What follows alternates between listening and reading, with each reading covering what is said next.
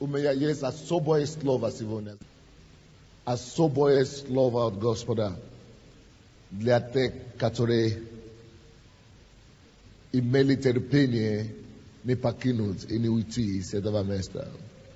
Это опасно вообще покинуть церковь в это время, в которое мы живем. И даже на 5 минут.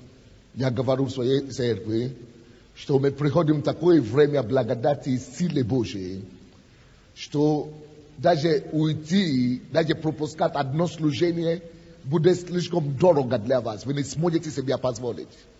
Даже одно служение пропустить, вы не сможете себе позволить. Потому что вы будете слишком много пропустить. Потому что один день не быть в церкви слишком много. Даже когда вы в церкви, уйти в туалет на 5 минут, вам будет жалко это делать. Даже на 5 минут отключиться, будет вам жалко. Потому что вы знаете, что за это 5 минут что-то творится в Доме Божьем. Потому что будет излияние Божьей премудрости на церковь. И каждое собрание, это голос Божий будет звучить народу. И каждое слово в этот день, в это время, она будет насколько важна, что она может решать жизнь или смерть твоей жизни или твоем служении. Каждое слово будет с неба. Потому что мы прекратили, в этой церкви, по крайней мере, мы перестали говорить по буквам. Буквы не приносят пользы, они убивают. Мы подключили, друзья, к сердцу Бога. Мы подключили к сердцу Бога. Мы стали, друзья, передатчики на земле. Мы стали передатчики на земле. Я говорю, мы стали земными передатчики. We are just transformers, transmitting everything happening in heaven. So you cannot afford to miss it. Even 1 second. Это небесный сигнал. Это небесный сигнал. Мы передаем сердце самого Бога. И вы, конечно, знаете, что там, где сердце Бога бьется, и что-то изльется оттуда, написано, что откуда потечет эта река, будет исцеление для народов. Что нуждается в исцелении. Сион будет известен как место восстановления и исцеления, друзья. Либо это бизнес нуждается в исцелении, будут направлять их на Сион. Либо это семьи нуждаются в исцелении, будут направлять их на Сион. Даже если это целые дома нуждаются в исцелении, выходы будут. Люди будут говорить, что мы знаем, что там все это происходит. Это туда вам надо не в больницу. Это туда вам надо не психиатру. Аминь. Вот о чем буду говорить о нас. Поэтому мы будем... И каждое слово от Бога будет слишком интересное, слишком мощное, слишком важно. Поэтому я говорю сегодня, я хочу проповедовать сегодня об этом. Я проповедую, и тема моей проповеди – это сокровенная премудрость нашей славы. Сокровенная или тайная премудрость к нашей славе. Тайная премудрость. Мы проповедуем на этой конференции о церкви 21 века. Это церковь, которая будет, друзья мои, украшена мудростью Бога. Я говорю, эта церковь будет украшена мудростью Бога. Вот мудрость как раз будет наше украшение. И то, как вам нравится смотреть на девушку, иди сюда, девушка, в своем пальто или без, как хочешь. Хорошая прическа, хорошие очки, хорошая косметика, хорошие сережки, украшенная, да? То, что делает косметика и украшение для девушки, это то, что составляет вас обращать на них внимание. Это то, что будет делать мудрость для нас в этот час.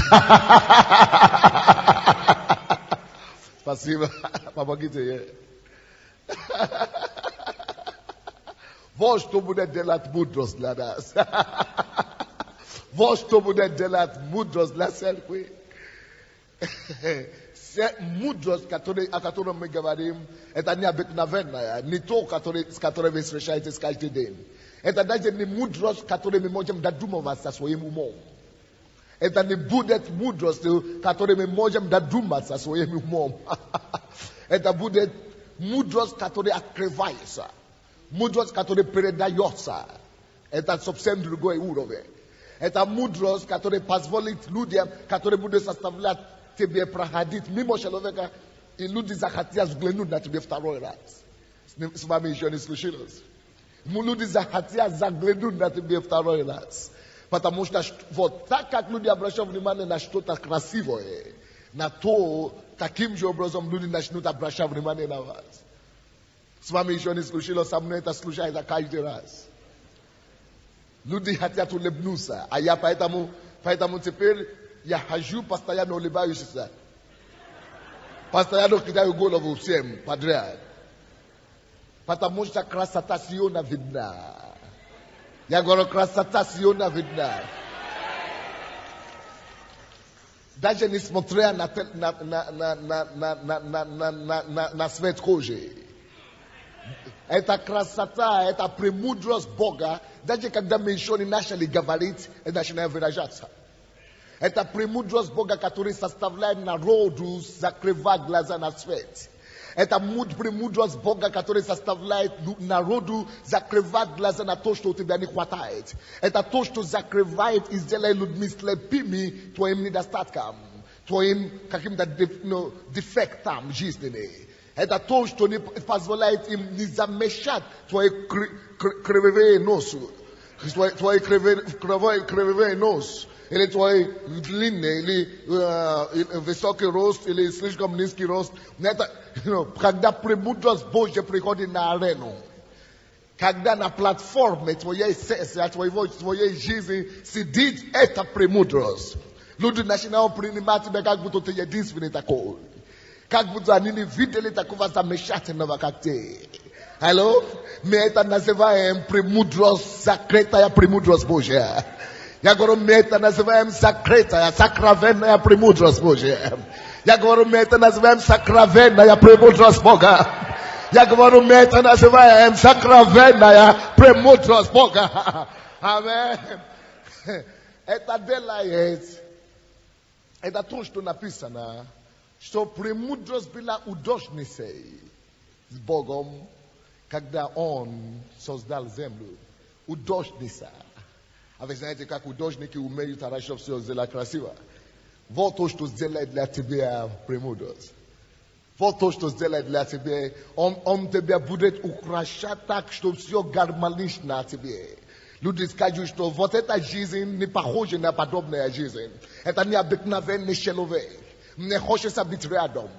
Даже люди начнут сказать вам, а к вам можно прикоснуться. Можно вас обнять на 5 минут. Это будет честь. Не на 5 секунд. Это будет честь. Итак, 1 Коринфянам, 2 глава. 1 Коринфянам, 2 глава. 6 и 7 стихи.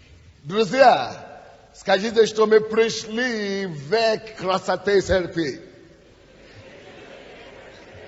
Мы пришли в век красоты церкви. Так что если ты один из тех людей, которые не любят одеваться и делать косметику, это твоя проблема.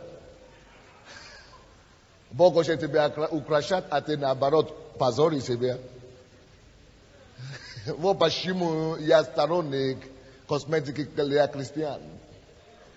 Потому что мы чисты внутри. Мы украшены внутри. И если мы чисты внутри, тогда внешность должна соответствовать. Внешность должна соответствовать. Но если ты глиной внутри, воняешь внутри, Сколько бетени надлежишь лоев, косметиков, все равно будешь валяться. Кто-нибудь со мной? Кто-нибудь со мной? Но, друзья, раз мы уже ощущены кровью Агнца, давайте теперь посмотрим, какой работает украшение Бог собирается творить с нами. 1 Коринфянам, 2 глава, 6-7 стихи. Мудрость же мы проповедуем между совершенными. Но мудрость не века этого и не властей века этого приходящих. Но проповедуем премудрость Божию, потрясающая вещь. Проповедуем премудрость Божию, тайную. Закиньте, какой? Оказывается, она тайная. Друзья, слишком много тайны в этом мире. Когда они открываются, тогда кому они открыты, становятся властителем на земле. Вот почему мы будем властителями тут. Я всегда говорю, это не костовство. Через 10 лет приходите посмотреть. Что через 10 лет я с помощью Божьей откровения сделаю прихожан этой церкви самыми великими людьми в этом городе. Вы увидите? Это не слово. Вы будете видеть факты. Бог даст нам ключи в руках. Я говорю, Бог даст нам ключи в руках. Как превратить из ничтожного выдающегося. Как сделать из слабого сильного. Как поднять и укрепить расслабленные колени и ступни. Аминь. Есть тайная, даже мудрость, есть тайная мудрость. Есть сокровенная мудрость. Проповедуем премудрость Божию, 7 стих, тайную. Если бы она не была тайная, вы все были бы мудрыми такими. Сокровенную, которую предназначил Бог прежде веков к чему? К славе нашей. Видите? Поэтому я это назвал сокрытая премудрость нашей славы. Вот эта премудрость как раз предназначена Богом, чтобы прославить именно нас. Не Иисуса, не Бога, не к славе Божьей. Нашей. А потом мы прославим Бога. Вот Божья арифметика. Это Божья логика. К славе нашей. Церковь, которая не в славе не может воздавать славу Богу. Ее будет пренебрегать и топтать и туда, издеваться над ней.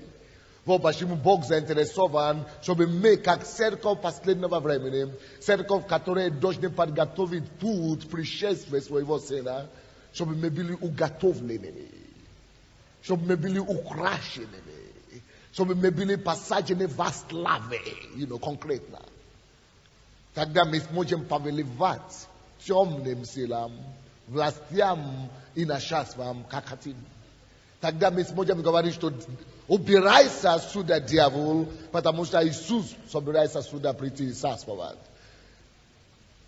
Написано, что поднимись, откройте все ворота, ибо придет царь славы. Это кто должен это провозглашать? Мы, конечно. Но врата не услышат человека, у кого нет этой красоты Божьей славы. Поэтому славой и силой, которой Господь уделяет нас, мы будем говорить, мы будем приходить в территорию. И будем говорить во имя Иисуса, я повелеваю и постанавливаю, чтобы этот город изменился. И с нашим приходом любое место движение начнется. Я говорю, нашим приходом любое место движение начнется. Будем повелевать начальствам и властям паковать вещи. И убраться вон, и у них не будет выбора. Вы думаете, это только слава? Ефесянам 3 глава. 9, 8 и 10 стихи, давайте посмотрим. Именно это премудростью мы будем это делать. Премудрость это то, что даст нам силу эту. Премудрость это не просто умная голова. Я вам потом это докажу. Премудрость это и сила. Премудрость это и авторитет. Премудрость это красота, которая повелевает послушание. Которая склоняет послушанию к себе. Это красота, которая склоняет людей к послушанию. Склоняет бесов к послушанию. Красота Божья, слава Божья, которая склоняет начальство и властей послушаться и повиноваться. Об этом мы говорим. Об этой премудрости мы говорим. И ты должен возжаждать его. Каждый из нас должен возжаждать Божья премудрость. Потому что, друзья, то, что ты не возжаждал, не окажется у тебя никогда. Чтобы вы знали. То, что ты не возжаждал, не может оказаться у тебя в духовном мире. Конечно, есть какие-то несения вещи, случайные вещи, которые не нужны тебе и никому. Тогда ты можешь. Но ценные вещи доходят до нас в духовном мире только после того, как мы возжаждали. Потому что Бог говорит, что только жаждущий Он восполняет. Так что Он не имеет ответственности и никакой обязанности перед людьми, которые не возжаждают. Только когда ты возжаждал, тогда Он обязан исполнять. Так что эта премудрость нужна вам, чтобы вам покорить ваш город. Я говорю, эта премудрость нужна вам, чтобы вам покорить ваш город. В прошлом году здесь у нас, Ефесянам вы открыли? Прежде чем я прочту, в прошлом году здесь был у нас проповедовал пастор Фред, его сейчас нет. А потом он меня пригласил к себе, до того, по-моему, до того меня пригласил к себе. Я не знал. Но где-то я слышал когда-то, что Винница, его город, это центр колдовских сил Украины. Даже Кашпировский оттуда вышел. Да. То есть, и я, приехав в этот город, я говорю, какая бы слава не имела этот город, я ему говорил.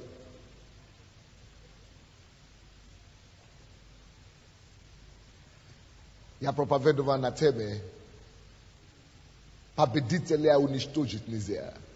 Освободителя уничтожить нельзя. И я говорил, что ваша проблема в этом городе, это потому что вы думаете, что бесы здесь имеют какие-то силы. И я говорю, что это ерунда. Если я приезжаю куда-то, они должны паковать вещи. Это не какая-то хвост, не думайте так маленький. Это факты. Это есть премудрость Божья, которую Господь вручает тебе в руки. Который ты просто знаешь, как разбираться с ними. Почему я это рассказывал? Потому что Бог ему говорил, потом Бог говорит этому пастору, езжай к нам, или до того, езжай в Киев. Каждый месяц езди в Киев и только посиди и пообщайся с пастором. А мы друзья, до того мы редко общались. И он послушался, и он начал ездить сюда, просто посидеть. Чтобы занятый пастор, большой человек, который сам начал, который был первым африканцем, который начал церковь здесь. Он старше меня в этом деле, пастор. Раньше меня стал пастором. Чтобы он потом ездил к человеку, которому он помог когда-то, и учиться, это нужно большое смирение. Но он это сделал. И я ему говорю, что проблема не с этими бесами. Я не отрицаю, что эти бесы контролируют город и начальство и власти там. Они там, конечно, они везде есть. Но есть премудрость, которая способна посрамить начальство и власти. Когда эта премудрость вручена на тебе, когда эта премудрость действует в тебе, эти начальства и власти, они знают тебя, когда ты появляешься. я говорю на их конференции подобные вещи. И он вышел. На этой конференции я говорил, я никогда никому не говорил, что это всегда была моя проблема. Потому что я знал, что здесь много бесов. Много этих кодов. И мы пробиваем 7 лет, мы пробивали 6 лет. И мы не могли больше, чем 3 раза. 300 тысяч человек иметь. А церковь наша разделилась за это 6 лет 6 раз. Когда люди отводят людей, начинают свою церковь. А я всегда говорю, у нас никогда этого не было. И я не собираюсь, что будет. Не будет разделение. И он всегда думал, это невозможно. Что, может быть, он еще не успел. Будет потом. А я говорю, даже если будет, это не моя проблема. Это проблема человека, который отделяется. Но не будет. Потому что это зависит от того, что ты знаешь. Что тебе вручено. Чем ты, на какой платформе ты стоишь. Короче, он пошел на сцену и говорил, да, это моя проблема была. Я никому не говорил никогда. Но я знал, что пастор говорил по Богу. Вы знаете, за этот год единственный, когда он ездит сюда, в Киев, каждый месяц, он свидетельствовал прошлый годовщине, может, кто-то был из пасторей. Их церковь выросла из 300 до 1000 человек. Сейчас у них 1000 человек в церкви. Почему? Потому что это зависит все от того, что тебе открыто, что тебе вручено. А я вам говорю о том, что есть премудрость, которая не уважает начальств и властей. Премудрость, которая наоборот начальство и власти преклоняются и говорят нет. Это люди все говорят, допустим, Москва, что Москва это тяжелый город. Когда я поехал туда, люди начали, люди больше бежали и плакали, когда я вызывал их на покаяние, чем здесь. Для меня там больше жажда, чем Украина.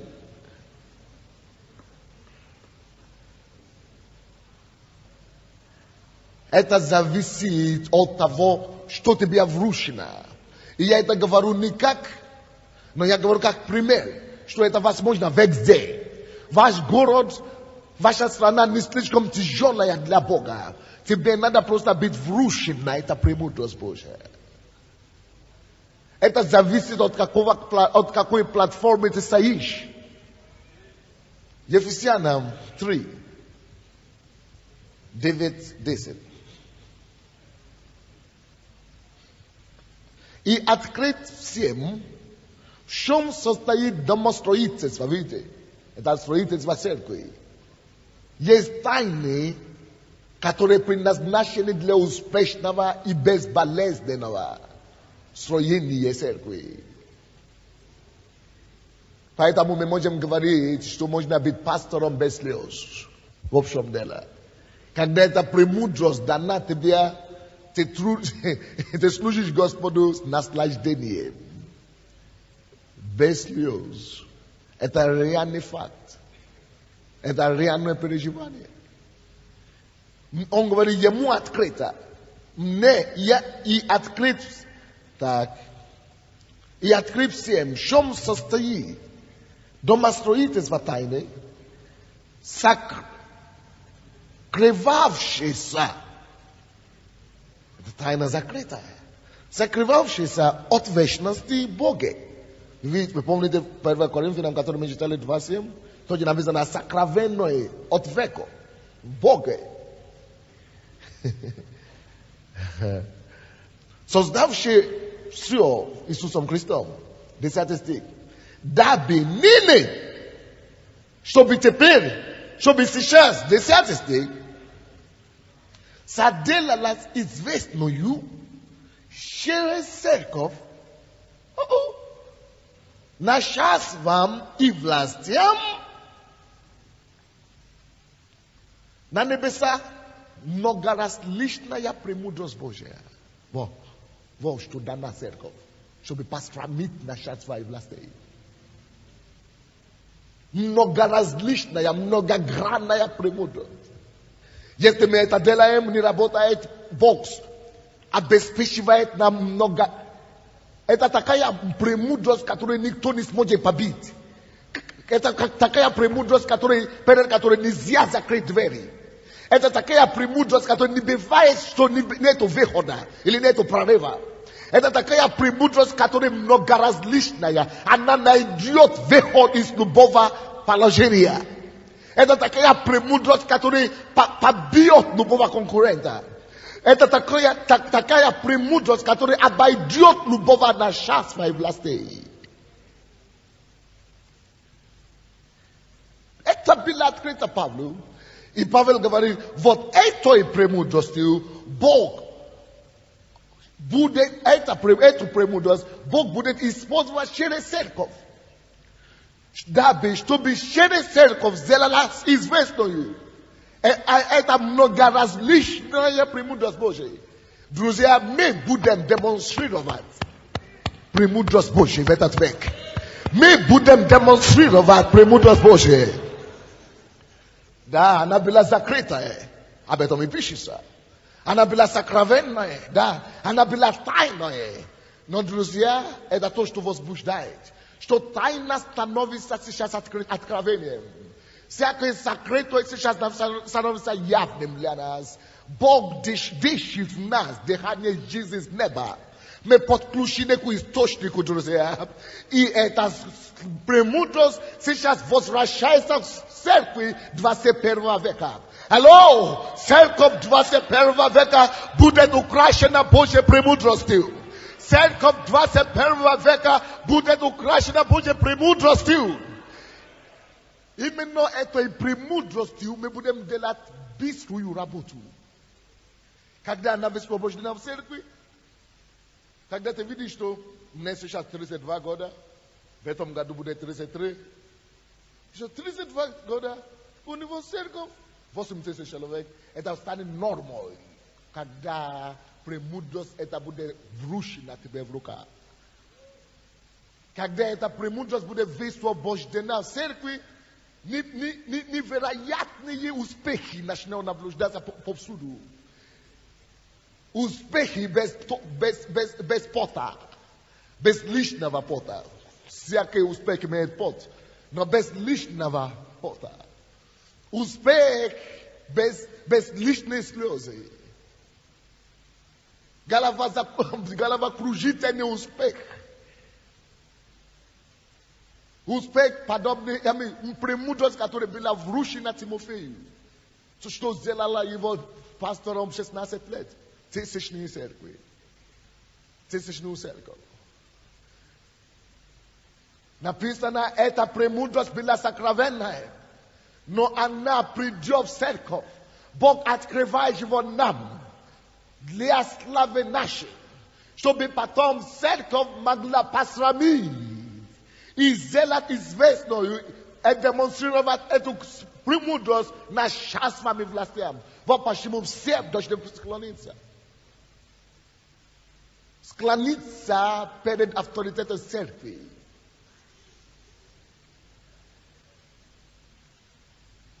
Я говорю, что это есть украшение церкви.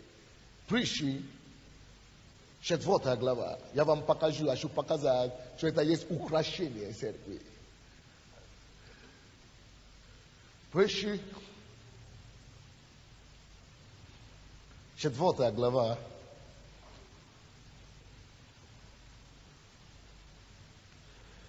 О, братья и сестры. Если бы вы знали, дай Бог, чтобы вы знали, какие откровения Бог сейчас зарывает в моем сердце, в моей душе в это последнее время. Последний год моя жизнь полностью, как будто Бог меня взял ногами вверх и перетрясул. И вы еще ничего не видите. Абсолютно.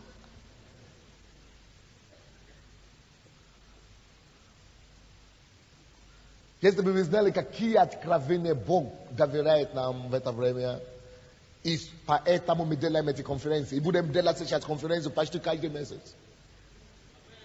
Потому что нужно побыстрее передать людям Нужно одеть нас в эту одежду славы Божией. Чтобы мы могли пользоваться такой силой. Слушайте, эта премудрость Божия сделает нас невидимкой в этом мире. Знаете, у Америки есть такая invincible самолет, jet. Это мы будем так, как это invincible, как это невидимка. Мы будем подобны, потому что нас ловить нельзя будет.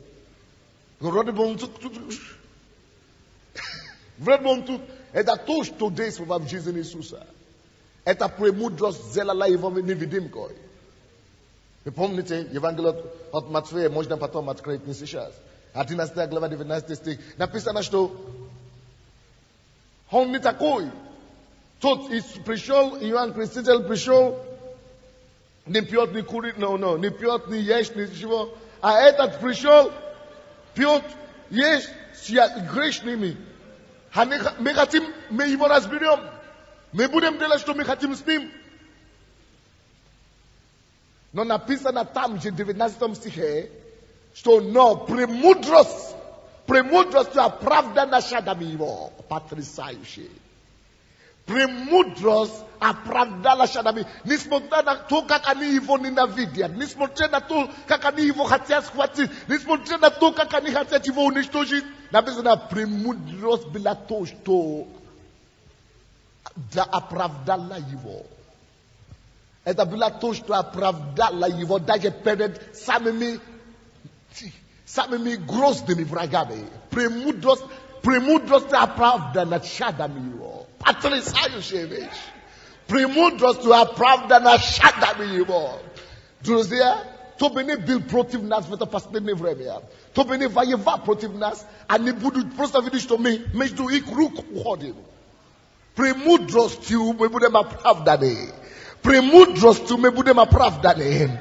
Премудростью мы будем оправданы. Премудростью мы будем оправданы. О, друзья, нам надо быть одеты в эту одежду премудрости. Нам надо быть назначенными, оснащенными этой премудростью с неба. Это то, что поднимет церковь последнего времени. Это то, что сделает нас непобедимыми. Это то, что сделает нас светущими. Это то, что украсит нас. Это то, что поставит нас над нашими врагами. О, это то, что сделает нас известною начальством и властям, что Господь царствует национы.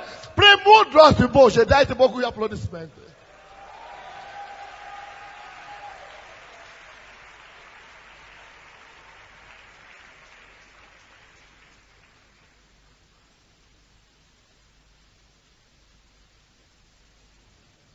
Притчи, 4 глава.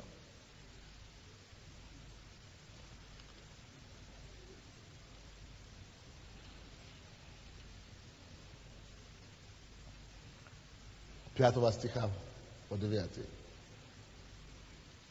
Приобретай мудрость. Это то, что я хочу сказать каждому, кто слышит меня сегодня. Приобретай мудрость. Слово приобретай по-русски это то, за что нужно платить. Приобретай, это значит покупай. Покупай мудрость. Приобретай разум. Покупай разум. Не забывай этого. И не уклоняйся от слов уст моих. Целый месяц в нашей церкви здесь я проповедовал о разуме, о познании, о видении. Целый месяц. Если вы хотите приобрести, может быть, не надо было сказать это. Не хватит всем купить. 6 стих. Не оставляй ее, и она, премудрость, будет охранять тебя. Видишь, о чем мы говорим? Это есть премудрость, которая охраняет. Вот почему написано, что премудростью оправдана детьми его.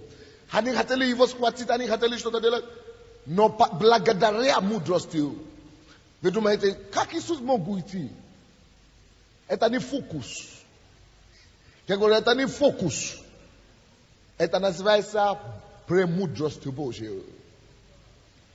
Это наша красота последнее время. Как эта премудрость может сохранять?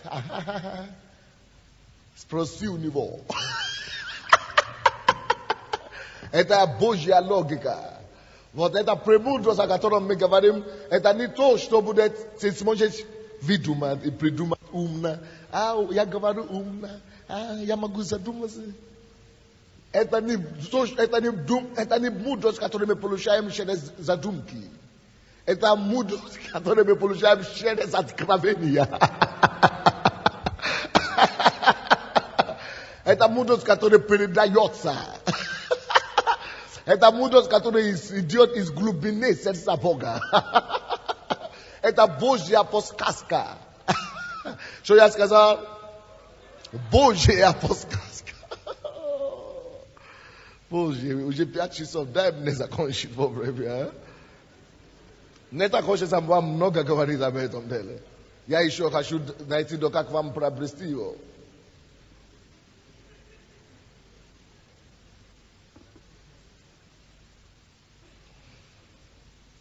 Шестой стих. Не оставляй ее, и она будет охранять тебя. Люби ее. Алло. Люби премудрость. И она будет берегать тебя. Мудрость берегает. Седьмой стих. Главное мудрость. Потрясающая вещь. Алло. Всякий раз, когда вы делаете мудростью второстепенная, вы становитесь второстепенная перед Богом. Бог пойдет к другим отвечать на их нужды перед вас. Потому что вы сделали самое главное второе. This principal thing is wisdom. Wisdom is the principal thing. Самое главное. Самое главное. Не это важнее мудрости в это последнее время, чтобы сиять. Потому что мудрость это то, что принесет нам эту славу. Написано, она была сокровенная, но она сейчас открывается нам славе нашей. Поэтому мудрость это главное. Допустим, когда Иисус говорит, ищите прежде Царство Божие, и все остальное приложится вам, это была мудрость Божья. Мы это не понимаем почему. Но суть в том, что когда ты поставишь мудрость главное, Царство Божие прежде, тогда мудрость начинает притягивать все остальное к себе. Притягивать, все остальное идет за мудростью. Все остальное, это как магнит. Главное мудрость, друзья. Поэтому мне так жалко верующим, мне так жалко христианам. Написано, цени ее высоко, люби ее. Но мудрость это не случайность, надо приобретать. Я приобретай мудрость. И всем именем своим приобретай разум. Это то, что написано дальше. Приобретай, покупай мудрость. И все именем своим покупай разум. Поэтому, когда я вижу, вот,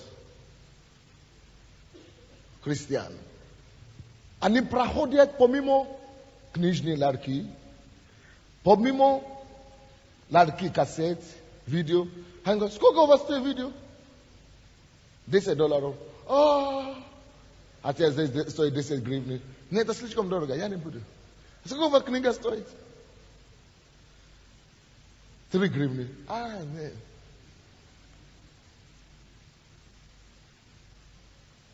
Невежденный.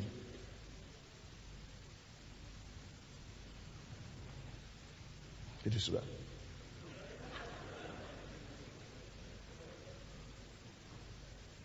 Сколько стоит галстук? $70. Слушайте сюда.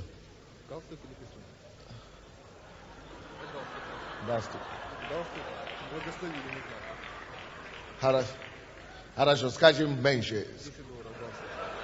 Скажем $10. Теперь послушайте сюда. Скажем 10.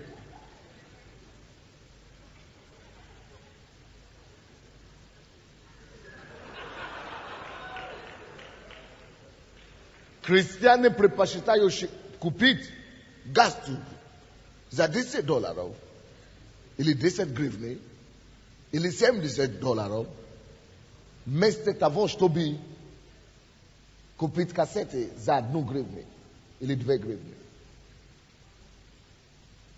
Женщины наши предпочитают купить косметический набор за 50 гривен или 10 гривен или 20 гривен, чем купить книгу за 3 гривны. Шарфы, которые мы носим, обувь, которые мы носим, они стоят 100 гривен, 200 гривен, 300 гривен, 500 гривен. Костюмы, которые мы носим, они стоят еще больше. Хлеб, пищи, которые мы кушаем в неделю, больше, чем 10 гривен. Каждый день мы кушаем на 5 гривен или больше. Мы думаем, что еда, которую мы покупаем за 10 гривен, что если я не буду кушать, я же умру, я должен кушать. Мы думаем так. Потому что мы думаем, что пища лучше мудрости. Вот наша проблема. Но за 3 гривны я не куплю кассеты. Вот почему мы остаемся внизу.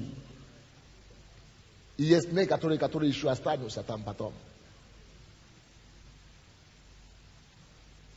Мы думаем, наша косметика за 10 гривен лучше, чем купить книги за 5 гривен.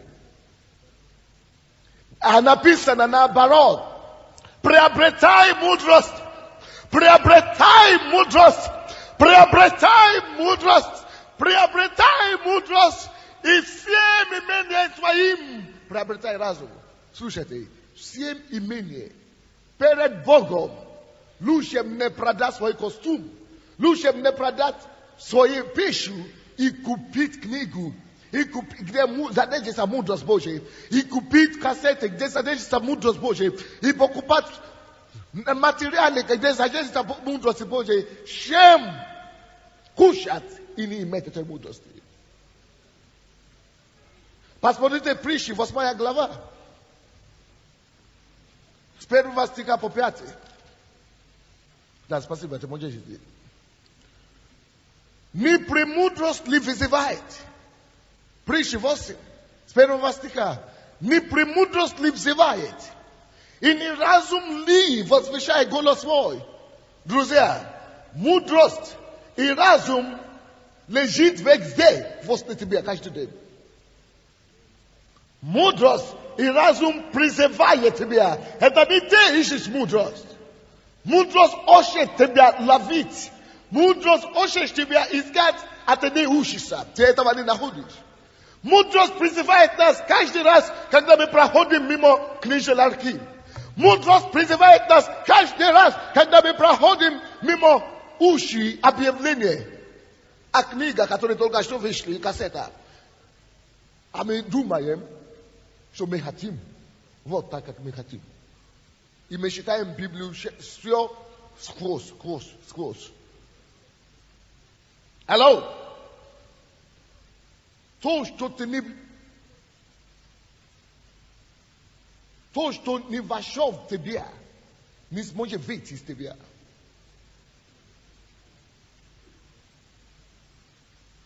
Поэтому каждый из нас должен постараться и находить время для того, чтобы глотать сначала информации. Чтобы сначала приобретать знание, прежде чем она могла быть превращена в премудрость. Ты не можешь дать никому то, что у тебя самого нет. Потому что мудрость имеет отношение к приобретанию знания от Бога. Потом, когда ты поступаешь по этому познанию, ты поступаешь премудро. А мы с вами, мы пренебрегаем зов премудрости полностью. Preserve razumenie. Mi vavshe duma mshwe tafsir duraki. Vo pashimu menimoja mponia saveshe. Slušajte. Любой из вас, все вы находитесь там, где вы находитесь сейчас. Уровни, где вы сейчас есть. Это есть уровень того, что ты знаешь. И ты не поднимешься выше этого уровня, пока ты не получишь новое откровение и познание. Если ты являешься пастором 100 человек, это потому что на сегодняшний день вот то, что твое знание об строительстве церкви, на то, что она тянет. Вы говорите, что я не верю в это. Это слишком жестко, да? Поэтому мы все должны быть всегда готовы учиться. Поэтому Бог говорит, что приобретай разум. Есть некоторые люди, вот, пастор Кэтлин, она берет с собой свою команду с Америки, платит за билеты $1000, чтобы только попасть сюда, в Сенат за премудростью. А некоторые находятся прямо здесь в Киеве. И не могут заходить сюда на талончике. А потом ко мне приходят и говорят, почему люди не перестали каяться в Киеве? Пересеченный город Евангелия. Пересеченный. Сидит там и плакать. А я буду танцевать и урожай собирать.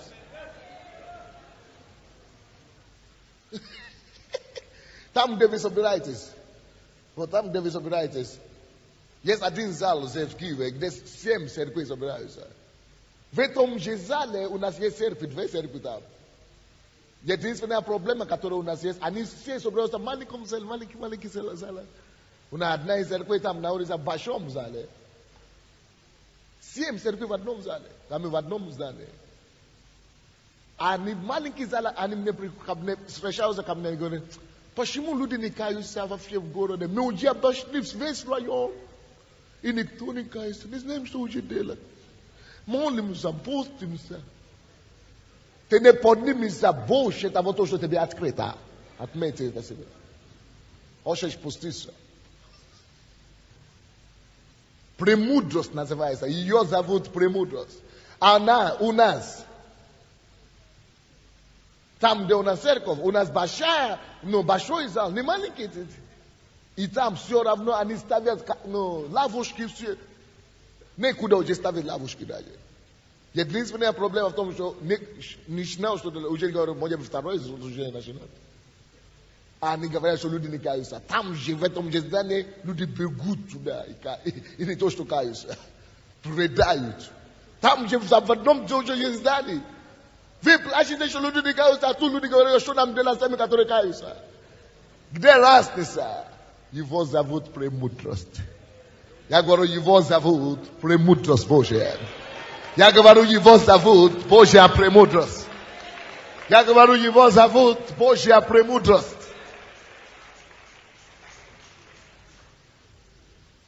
Премудрость, это не тяжелая вещь. No. Мудрость взывает. Это не ты думаешь, это вещь, мудрость. Она взывает. Но когда мудрость есть у человека, он ставит прежде первичное. А мы, наша проблема, мы часто ставим вторичное первичное. А первичное вторичное. Вот где мы путаемся. А Иисус говорит, наоборот, ставь первичное первое, ищи прежде царство. Вместо того, чтобы мы вложили в царство, у меня сам в доме есть больше 250 кассет своих же проповедей. Я дурак или что ли? Сидите там.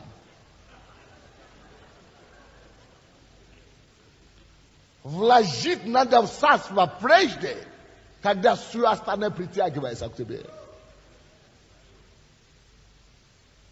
Я всегда говорю, если вы слушаете меня один раз, вы думали, что вы уже слушали проповедь, вы обманули себя. Вы ничего не поняли.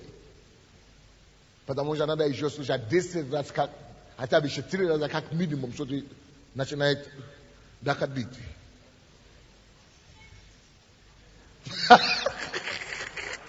Amina.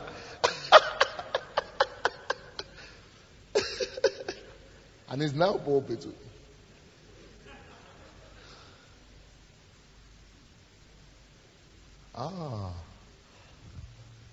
Хорошо, надо бежать.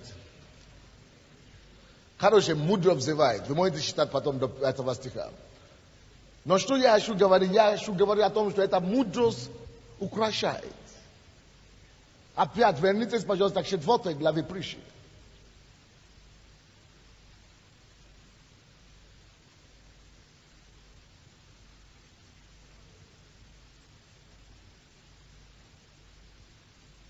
Седьмого стиха. Главная мудрость, приобретай мудрость, и всем имением твоим приобретай разум. 8 стих. Высоко цени ее. Как ценить? Высоко.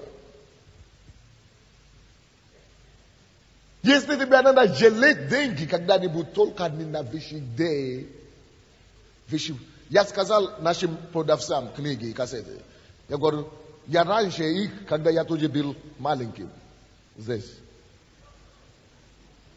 Я сказал им, видите, я разрешаю вам продавать эти кассеты, и у меня нету копейки с него. Потому что я хочу, чтобы вы продавали дешево людям. Не повесьте цены, только чуть-чуть минимальные, только затраты. Но теперь я прихожу к ним и говорю, что повесьте максимум цены на все. Шок. Шок.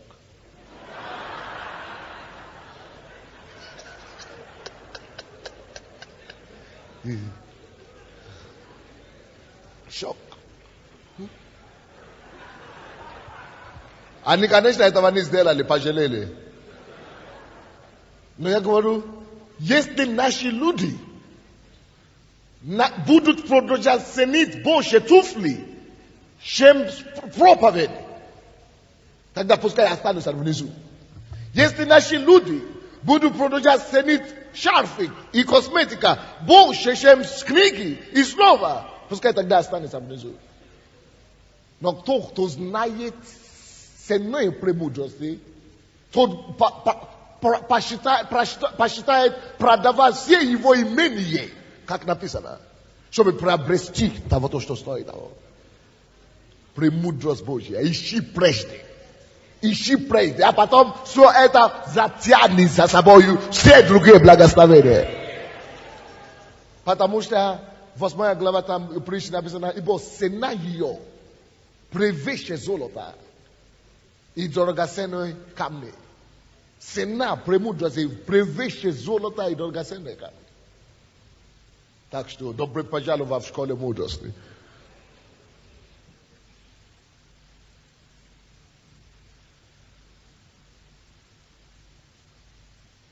Цени ее высоко.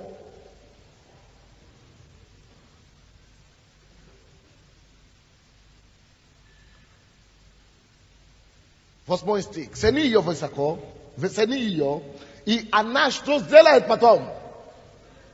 Возвысит тебя. Алло, стоп. Премудрость это имеет поручение от Бога.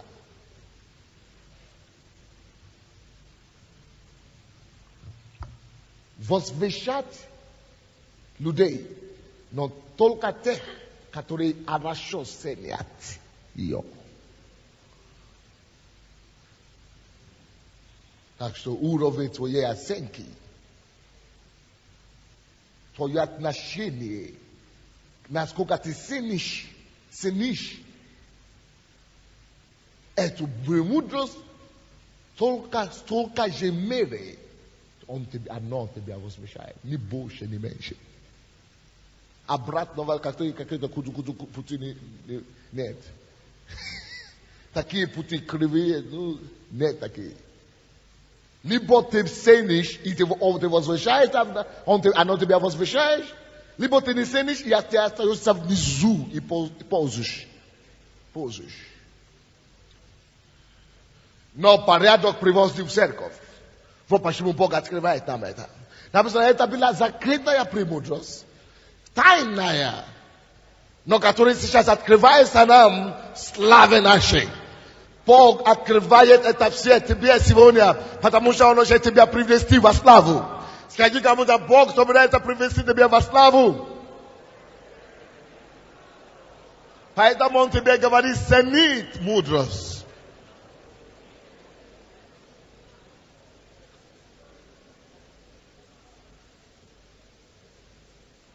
Аминь. И она возвысит тебя. Слушайте дальше. Она возвысит тебя. Она прославит тебя. Она прославит тебя. Если ты прилепишься к ней. Алло. Эта премудрость имеет поручение от Бога прославить, дать славу. О чем мы говорим? В нашей славе открывается нам. Вот это сейчас открывается вам, что эта премудрость прославит только тех людей, которые прилепятся.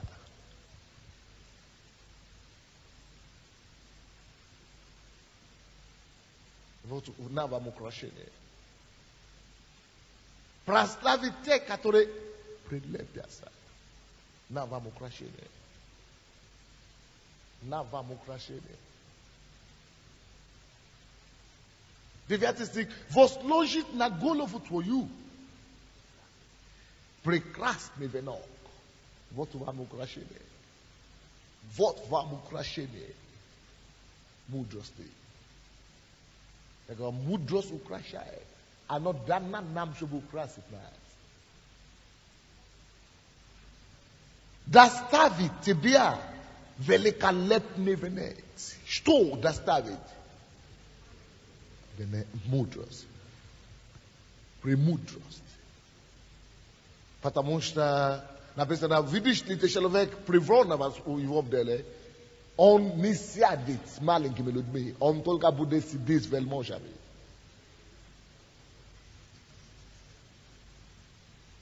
Я хочу сказать вам, когда я приехал в Киев, у меня не было $100, у меня не было церкви, откуда приехал, потому что я уже тогда уехал с Африки 7 лет, они уже думали, что я уже давно ступил от веры. У меня не было никакой связи. Не было папы, не было мамы, не было... Мое правительство отняло мою стипендию, потому что я уже закончил университет. Когда я работал на телевидении, все еще было нормально. Но когда я уволился и начал церковь, было так плохо, что я даже не мог платить за квартиру. Дошло до такого, что мне пришлось отдать квартиру и идти устроиться к моему другу Самсону в общежитие, потому что надо было платить $15 за общежитие, я даже не мог платить. Написано, если поделить комнату с кем-то, можно платить $5, я даже этого не мог платить. Но он был студентом тогда, и он меня тайно там взял в себе, чтобы жить в комнате. Вот он там сидит, он мой свидетель. Это не, это не придумка, это... И я хочу вам сказать, вот сейчас нас благословлял деньгами с Америки. Но тогда ничего не было.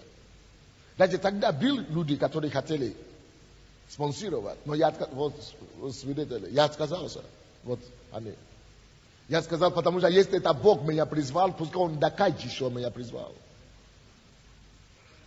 Потому что они хотят, чтобы эта церковь стала тогда сейчас их филиал или что-то. Я говорю, нет. Я хочу делать то, что Бог, если это Бог сказал, пускай Он делает. Что сделала, как с того времени, 6 лет всего лишь, как я мог дойти до такого, что сейчас, вы увидите, депутаты бегают и падают на друг другу на пути, чтобы только попасть, чтобы приветствовать. Между этими и это, что случилось? За 6 лет его зовут премудрость.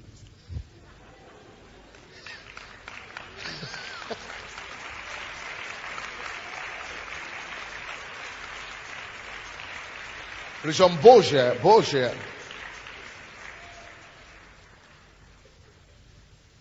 Когда меня выгнали из квартиры, в это время мне надо было платить за зал.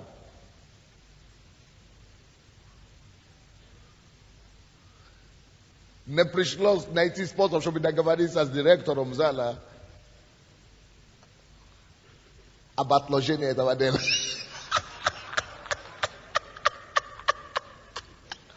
Потому что на улицу зимой людей не выгонишь. Мы задерживали, там уже по 4, по 6 месяцев. А мне зарплата или благословение вообще речь не шло. И у меня не было дальше. У меня не было деревни к маме или к бабушке поехать. Не было никуда. Теперь прикиньте.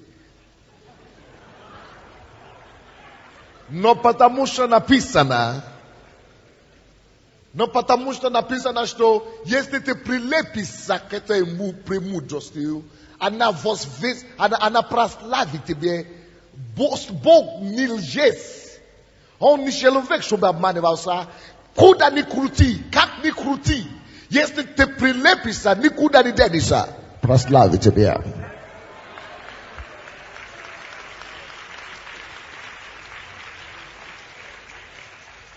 Если ты будешь ценить эту мудрость высоко, она возвысит тебя.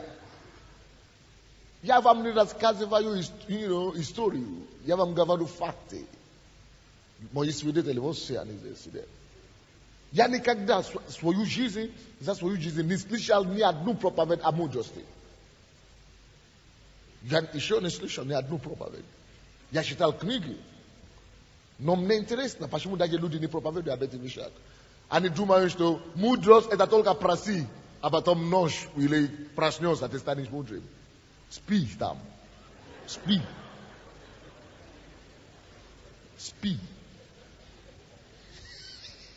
Приобретать надо мудрость, написано.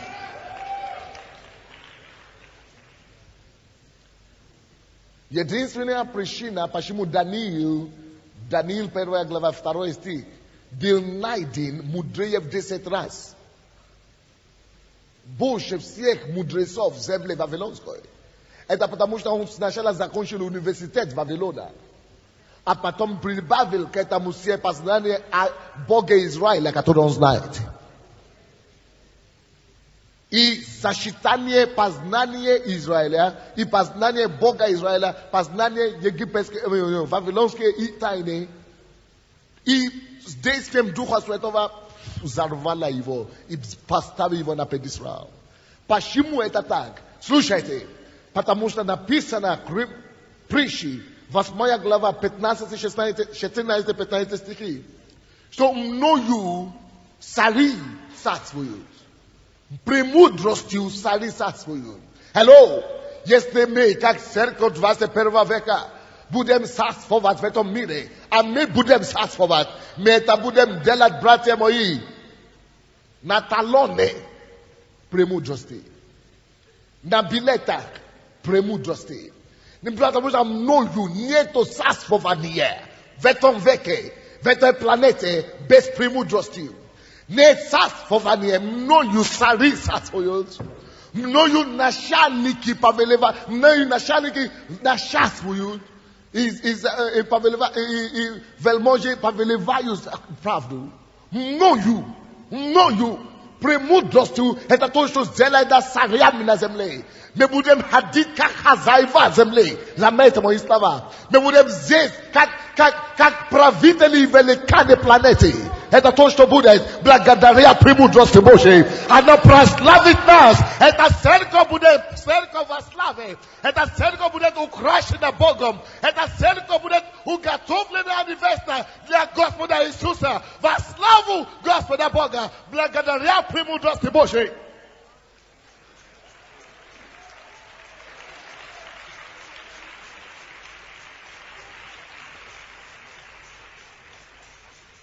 Написано, 1 Коринфянам, 1 глава, 9-10 стихи, ибо это открыто нам,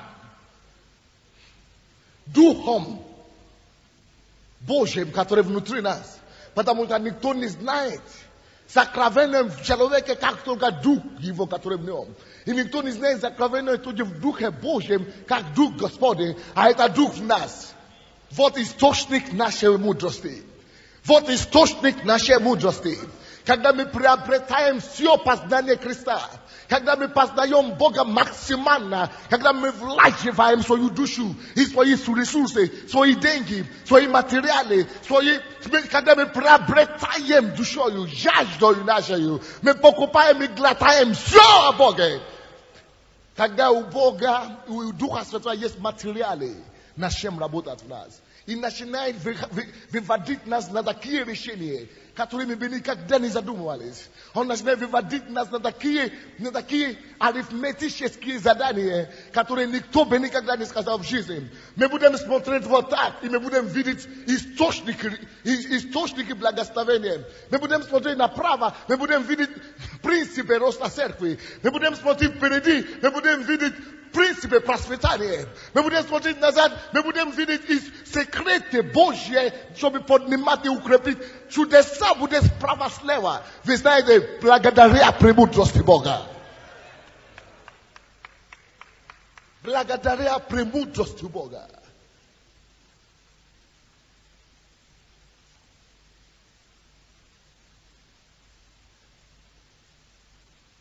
Иов, 28 глава.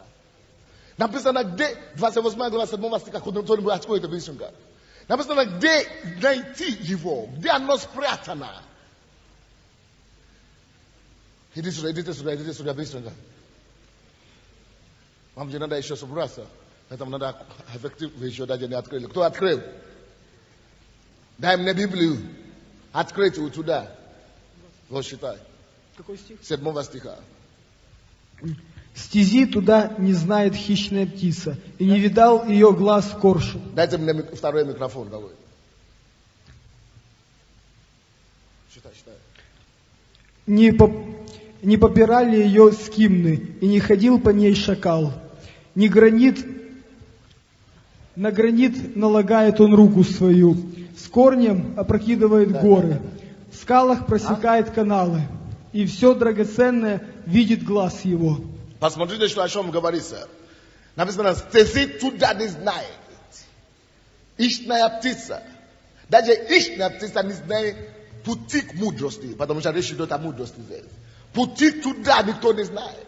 Это не мирская мудрость, мы говорим здесь. Это то, что открывается сверхъестественно от Бога. Это не то, что ты учишься в колледже или в университете. Это то, что Дух Божий, который закрыт внутри нас, начинает тебя выводить по таким путям, которые даже птица не может туда лететь, а ты будешь находить выход.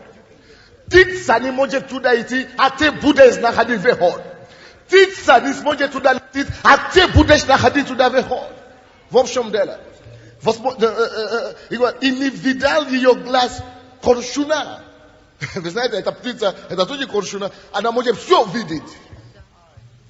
Друзья мои, даже когда коршуна не может видеть, что там, Бог начинает открывать наши глаза в этот день, в этот час. Мы больше не будем ходить слепыми по земле.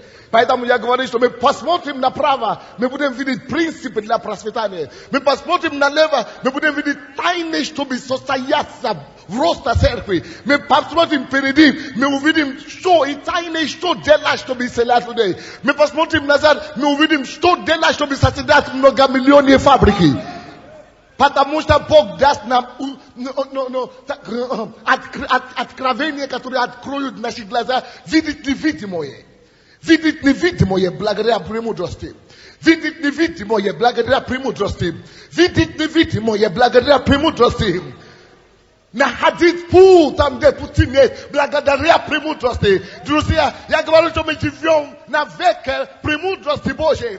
Мы живем в 21 век. Церковь эта будет возвышена, она будет украшена Богом. И мы посрамим мир премудрости Бога.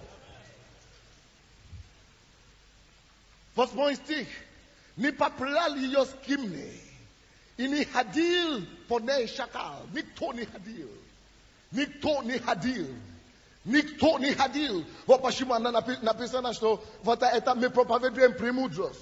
Но не между несовершенными. Не между совершенными. Мы не проповедуем мудрость мира века сего. Это премудрость, которая не понимает на час своей власти. Шакали там не ходили. Я говорю, шакали там не ходили. Я говорю, шакали там не ходили. 9 стих считай. Что такое? Дай ему микрофон, пускай считает. Вот 9 стих. На гранит налагает он руку свою. На гранит полагает он руку свою. Что это? Мудрость налагает руку свою на гранит. Дальше. С корнем опрокидывает горы.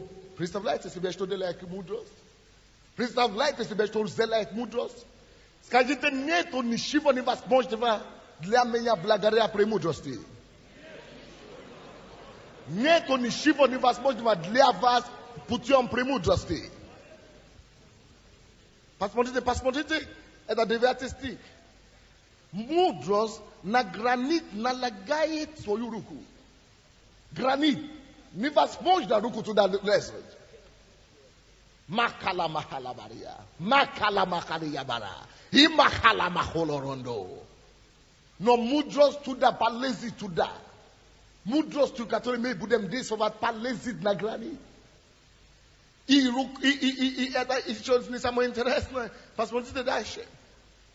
И с корнем опрокидывает горы. Это то, что невозможно вообще. Это менять фундаменты целые государства. Мудрость Божья это сделает. Мудрость Божья это сделает. Поэтому что такое город? Когда мудрость может опровергнуть целые горы. Гора может просто быть перевернута рукою мудрости. Рукою мудрости твоя гора перевернется. Я говорю, рукою мудрости твоя гора перевернется. Рукою мудрости твоя гора перевернется. Это то, что делал Иисус. Мудростью Божьей мудростью он открывает глаза слепых. Это Божьей мудростью он поднимал людей с коляски. Это действие не просто силы, но и Божьей мудростью. Потому что от Марка 6 глава 2 стих, когда он приехал, написано, была исцеление, была великая мудрость и сила. Воскрешающая сила, исцеляющая сила на его родине. И они говорили, то это. Откуда дана ему такая премудрость? Это мудрость совершает такие вещи. Это мудрость совершает такие вещи. Посмотрите, в скалах просекает каналы. Вот что делает. Мудрость найдет путь для вас и сделает канал для вас даже на скале. Я говорю, на скале даже сделает путь и выход для вас. Премудрость. Алло, поэтому Бог говорит, что приобретай, покупай, если хочешь. Продай все, что ты имеешь, и покупай премудрость. Продай, что хочешь, и покупай премудрость. Поэтому $1000 тратить на дорогу, чтобы сюда добраться, это норма для мудрости. А кто-то думает, что это глупо. А? Сиди там.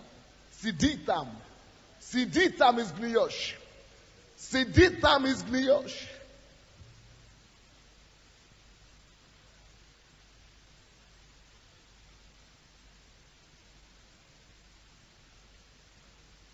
Мудрость знает, где приоритеты лежат.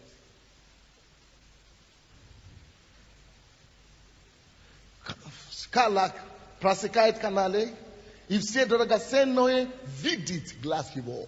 Все драгоценное. Один немец, проповедник, приехал сюда и говорит, почему Украина может быть богата? Невозможно. Он едет на машине на улице и говорит, это деньги. Он смотрит на дерево, он говорит, это деньги.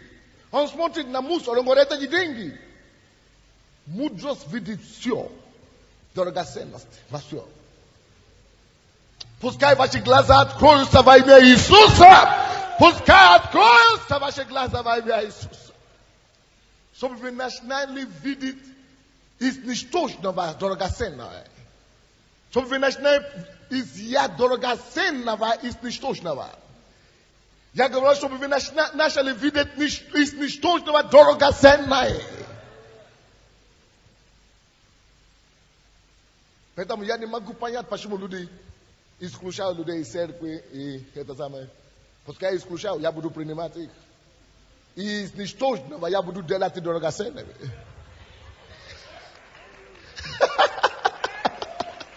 Читай 10 стих. В скалах просекает каналы, и все драгоценное видит глаз 11 его. стих. Останавливает течение потоков и сокровенное выносит на свет. Представляете? Потрясающая вещь. Потрясающая вещь. Останавливает течение потоков. Какая бы ни была буря потоков, проблем против тебя, Бог найдет тебя выход оттуда. Остановит эти потоки. Вот почему сказано об Иисусе. Что несмотря на то, что все против него, он говорит, он пьет, он курит, и пьет с грешниками, и с метерами обедает. Но что нам делать с ним? Премудростью оправдана детьми его. Все. Вот что делает мудрость. Потому что если ты будешь ценить ее высоко, она будет сберегать и охранять тебя. Вот что делает премудрость. И поставить драгоценный венец на голове твоей. Вот что делает премудрость. Сокровенное выносит из даже потопа, из проблем. Мы, наверное, наша церковь имела больше проблем, чем все церкви, наверное, Киева вместе взятые, или все церкви, наверное, всей Украины. Вы не представляете, сколько у нас проблем. Но благодаря этой проблеме мы достигли высоты, драгоценности такие мы извлекли от этого. Когда это все проблема началась, у нас было 3000. На сегодняшний день, слава Богу, за 8000. Благодаря проблем. Потому что премудрость это его работа. Я говорю, это ее работа. Я говорю, это работа премудрости. Это 11 стих, считай еще раз. Останавливая потоков, и все. Останавливает течение потоков и сокровенное выносит на свет. Вы можете себе представить, что мы, наша церковь имела судебное дело, 22 судебные созидания. 22. И все выиграли у одного. Кто это может делать, кроме Бога? Его зовут премудрость. Я говорю, его зовут премудрость. Это Божья благодать. Друзья, ты не можешь делать без этой премудрости. У тебя нету вариантов, у тебя нету... Когда я начал проповедовать так, вы знаете, что люди начали делать в нашей церкви? Они начали покупать все мои проповеди за последние полгода. Все. Они говорят, сколько бы ни стоило, мы будем все покупать. И слушать с утра до вечера. Слушать с утра до вечера. И чудеса начинают происходить в их служении. Вот человек смели, он свидетельствует, и другие люди. Чудеса начинают происходить. Потому что нету цены премудрости. 12 стих. Но где премудрость обретается, и где место разума? Видите, речь шла о премудрости. Где же? Я вам скажу, это в сердце Бога. Стань, пожалуйста, на ноги и скажи, Господь, все, я нуждаюсь в твоей премудрости. Я нуждаюсь в твоей премудрости. Кричи к Богу, жаждаю. Ты не получишь больше твоей жажды. Ты не получишь больше твоей жажды. Ты не получишь больше твоей жажды. О, поговорите с Богом. Поговорите с Богом, друзья. Поговорите с Богом, друзья.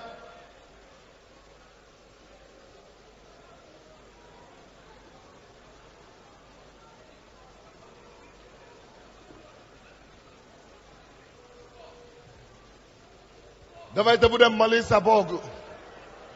Поговорите с Ним, прославьте Его, превозносьте Его. О, благодарите Его за премудрость. Просите, чтобы Он открыл источник вас. Источник Божьей премудрости. Источник Божьей премудрости. О, жажда за Божьей премудрости. О, жажда за истину. О, жажда за разумение. Бекебере боко бабая. Hala boko побория бакотою. Жаждите. Жаждите эту премудрость Божию. Жаждите эту премудрость Божию. О, келебебебеле кетебере ябори яборо котоборонту. Akataboria. Hinda bakele. Hindo bohobosindaya. Oh, Duke Boże. Откроем нас источник. Откроем нас источник. Откроем нас источник. Еле босая. О, мина на море аборендая. О, Иисус, мы благодарим Тебя, что Ты есть премудрость Божья. Ты есть премудрость Божья. Мы благодарим Тебя, Господь. Молитесь, молитесь. Взывайте к Нему. Взывайте к Нему. О, просите. Написано, у кого не хватает мудрость. Проси с верою. Проси с верою. Немало не сомневаясь. Проси с верою. Немало не сомневаясь. О, Пеле Побабария. Мара la Moria Бохотондоро. Немало не сомневаясь. Немало не сомневаясь. Немало не сомневаясь. Пускай Дух премудрости действует. Пускай Дух премудрости действует. Пускай Дух премудрости действует.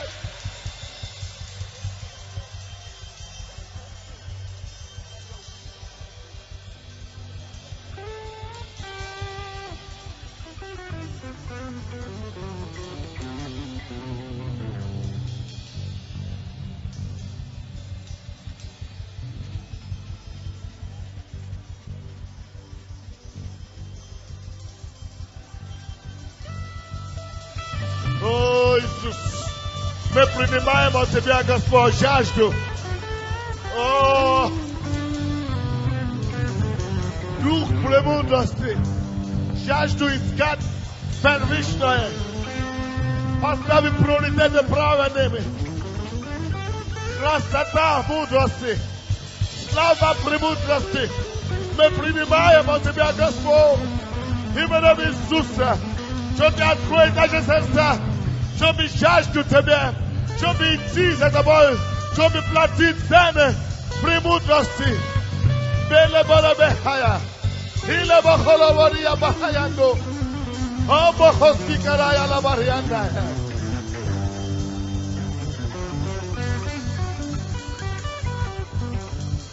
Слава Тебе, Господь.